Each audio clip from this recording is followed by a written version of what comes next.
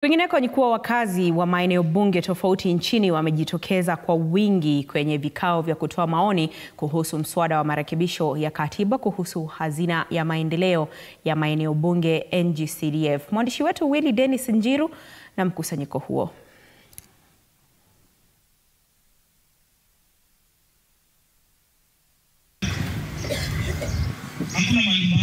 Eneo la Kaloleni jijini Mombasa, wakazi wameunga mkono mswada huo wakisema ipo haja ya hazina hiyo kusalia kwa wabunge, kwani wamo na ufahamu mashinani na changamoto wanazopitia wananchi. Kuna watoto ambao wako nyumbani hivi hawajaenda shule kwa sababu wamefukuzwa shule, hawana pesa, na hizi basari ndo zilikuwa zinatusaidia sisi kama wazazi.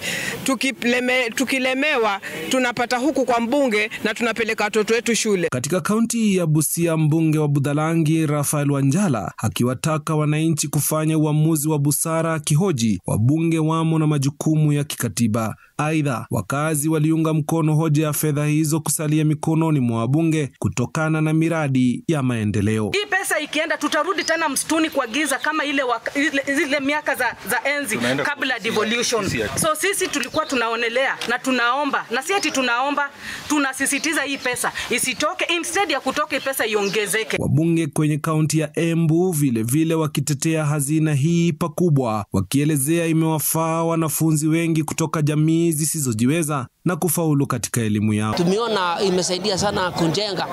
Pia tumeona kuna watoto wetu wengi sana ambao wazazi wao hawana kitu, wengine ni orphan, wengine hawajiwezi, hawana mashamba, lakini ya kwamba tunaona kama itawekwa pale kwa katiba, watoto wataweza kuwa pia wanasoma vizuri bila matatizo na watakuwa wanasaidika. Mimi ningesema hizi funds ziwekwe kwa constitution.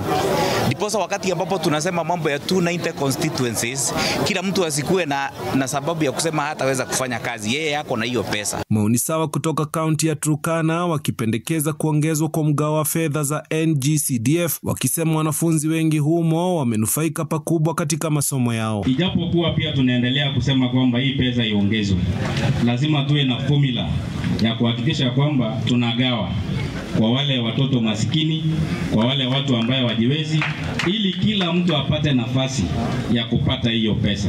Tunataka CDF iongezwe pesa, kama ni pesa kidogo itakuwa inalipa ni 40,000.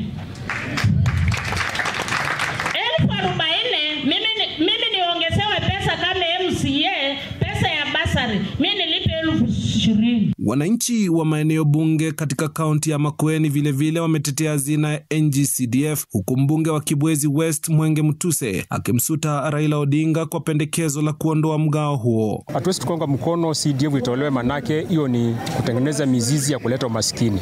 Kwa hivyo CDF iendelee kwa kubaki. Kwa heshima mzee Raila Odinga, sisi we are very loyal. Tunafuata vile ulisema. Tupitishe all the radical bills bila kuweka hata koma. And one of the radical bills ndio hii sasa iko mbele ya wananchi. Haiwezi kuondolewa kwa katiba. Na kuondolewa kwa katiba italeta shida mingi sana, kwa sababu community wamefaidika sana na hii mambo ya CDF.